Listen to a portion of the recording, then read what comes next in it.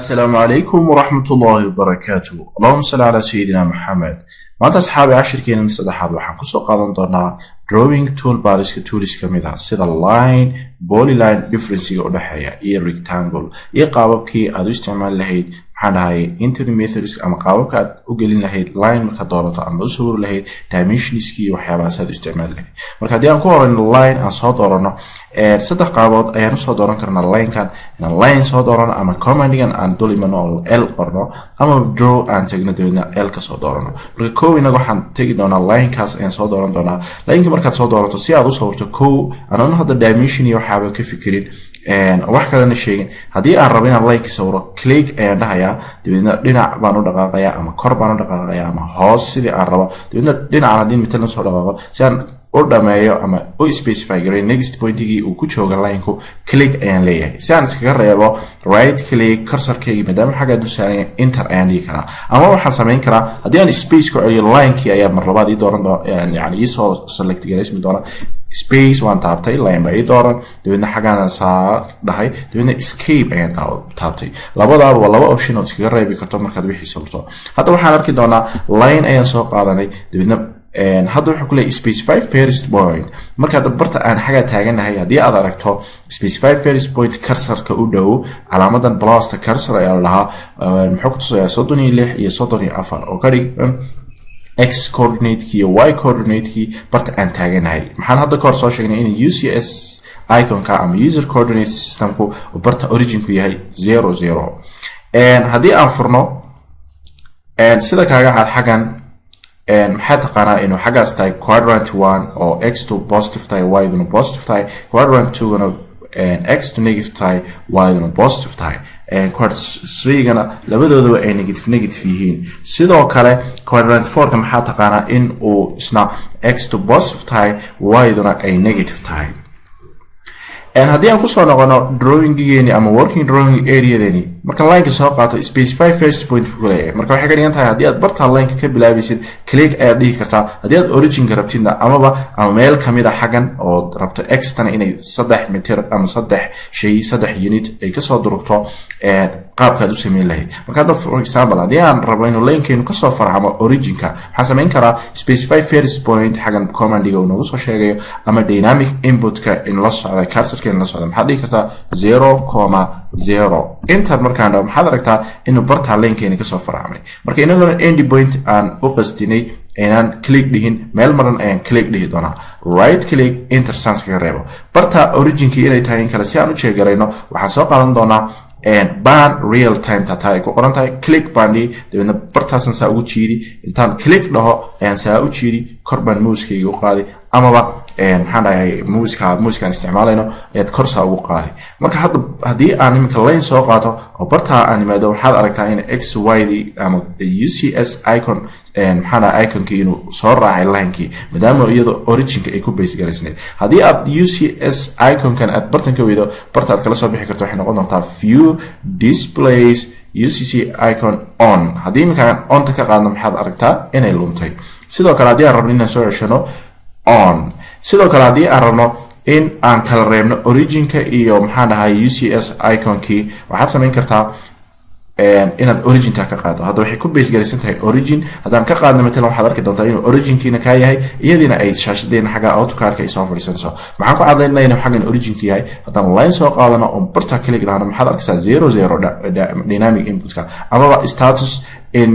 coordinate in statuska maxaad aragtaa inuu 00 yahay. marka si ay noo soo raacdo cursorkeeni maxaan samaynaa view display UCS icon origin. hadda maxaad aragtaa in dhinacani negative haddii aad hoosta eegto xagga igala soco negative ay tahay x to y duna positive tahay xaggana labadoodaba negative yihiin xaggana quadrantigii afraad uu yahay. hadda waxaan arki doonaa differencega u dhaxeeya line iyo polyline.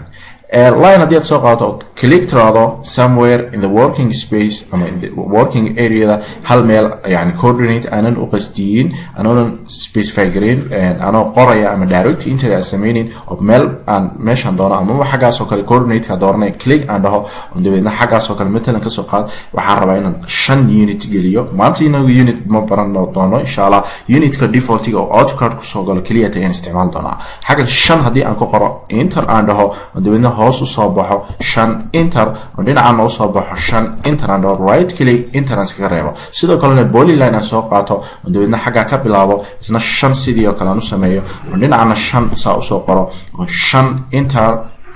and right click enter dhaho aan labadoodii hadan kan aan select garay waxaad aragtaa each segment inuu ii select gareysmayo si gaar si aan calaamadaha uga qaado selectionka maxaa sameyn escape kan hadii aan doorto waa polyline aan sameeynin muxuu sameysmayaa in iswada raacayo ama grouped yahay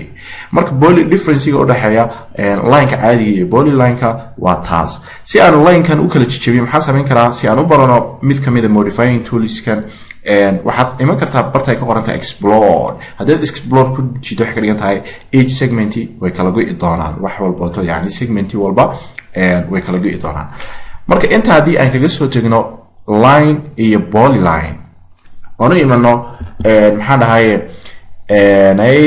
qaababka kaleetada ula soo bixi karto maxay tahay in aad isticmaali karto command line kan haddii bartan aad line tiraado enter aad tiraado waxaad aragtaa inuu line-ki kula socdo okay maalin walba shortcut saan u barano sida commandigu u qor lahayd ayaa waxaad is arki doontaa adigoo advanced ku noqda ama intermediate heer fiican insha Allah okay haddana waxaan arki doonaa modifying toolbarskan mid kaleeto kamid ah for example line aad soo qaatay somewhere in the origin for example haddii aan -4 -4 oo noqonaysa second quadrantiga oo dhinacana ilaa 10 units aan geliyo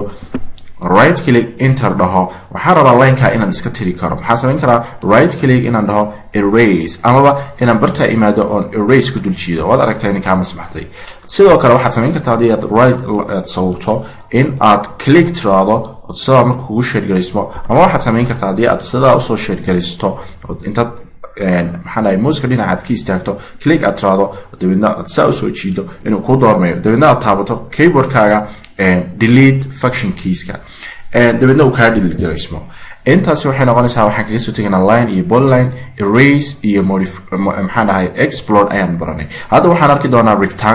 rectangle isaga sida loo isticmaalo ayaan arki doonaa iyo qaababka dimensionska loo geliyo for example haddii aan rectangle soo qaadano on muxuu leeyahay specify first point haddii aan origin ka bilaabana maxaan dhahaynaa 0,0 enter dabeedna wuxuu rabaa x iyo y diisii for example 10 haddii aan dhahno waxaad aragtaa inuu bartaa ku samaysmay 10,10 aan gelinina ay ahayd x in the positive y in the positive dhinacana waa 10 rectangle-keenu dhinacana waa 10 for example haddii aan rabo inaan dhinacan oo kale ku sameeyo coordinate-keenii dhinacan muxuu ahaan jiray fourth quadrant-igu muxuu ahaa positive iyo negative okay positive-ka x ta ahaan jirtay 10, -10 haddii aan qoro okay maxaad aragtaa inuu quadrantiga afraad inoogu samaysmayo sidoo kale quadrantigan haddii aad rabto adiguna waad tijaabin kartaa ama kaa si uu kugu samaysmo from the origin barta aad ka selected specified pointigii koobaad aan inagu ka qaadanay iyo nooga kacay haddii aan barta 00 da gelinayn dhinacan nooga farcimi lahaa saasi lamida adiguna waxaad samayn kartaa inaad xagga aad rectangle-kii aad qaabkaas oo kale u geliso okay hadda waxaan arki doonaa horta koow aan iska masaxno rectangle-kan iyo kanba delete line-ka aan kusoo noqon doonaa waxaan rabnaa in waxyaabo xagan ku jira inaan aragno kow line-kayna waxaad aragtaa marka sida u baxda in uu dot ama guideline uu ku siinayo korkaan haddaad u baxdo sidoo kale kaasoo inaga saacidaya in line-kii noo saxmo oo yani maxaan dhahay angle-kii ama 0 degree oo ahaado ama 90 degree ama dhinacaan u baxayno wixii ku polar garaysan ay sidaa marka waan arki doonaa angle-kii waxyaabahaas hadda haddii aan fahamno x y yani qaabkii uu line-kani si uu kugu toosmo adu waxaysan lahayd for example haddii ay barta ku deernay polar waxaad arki kartaa line-kaagii mar labada soo doorato inuu kaa qalqalocsanayo unan ku toosmayn guide-kiina naga xidhmay yani waxay ka dhigan tahay polar taas haddii right click tiraado oo on ka soo dhigto soo shidato waxay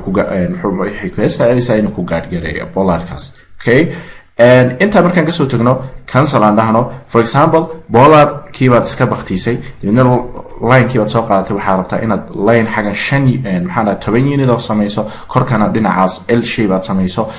tobana xagaana maxaa dhahay dharkana tobana marka waxaad aragtaa inuu noo toosnayn si aan fixed uga dhigno xy deena bas aad oo line-keenu raaco maxaa samayn karnaa ortho hadan diyaarona waxa ka dhigan tahay x iyo y da bas aad ama yani maxaa dhahay 0 da bas aad ku raacaya xagan 0 angle iyo 90 degree angle ka bas aad ay ku raacaya marka waxa ka dhigan tahay hadii aan imika rabno inaan sawirno toban and the x and the y na toban. Okay, right click intel labadaasina waxay yihiin ortho iyo polar waxay ka saacidaysaa inaad meel walba maca angle aad maxaa dhahay gaar ay ku siiso for example toos okay between 15 okay 30 oo kala waakan 30 degree markaad socoto marka polarka iyo sida loo isticmaalo class baan kusoo qaadan doonaa iyadoo advanced aan iska cancelno intaas ayay nooga ekaan doonaa cashirkeena maanta. Assalaamu calaykum waraxmatullaahi wabarakaatuh.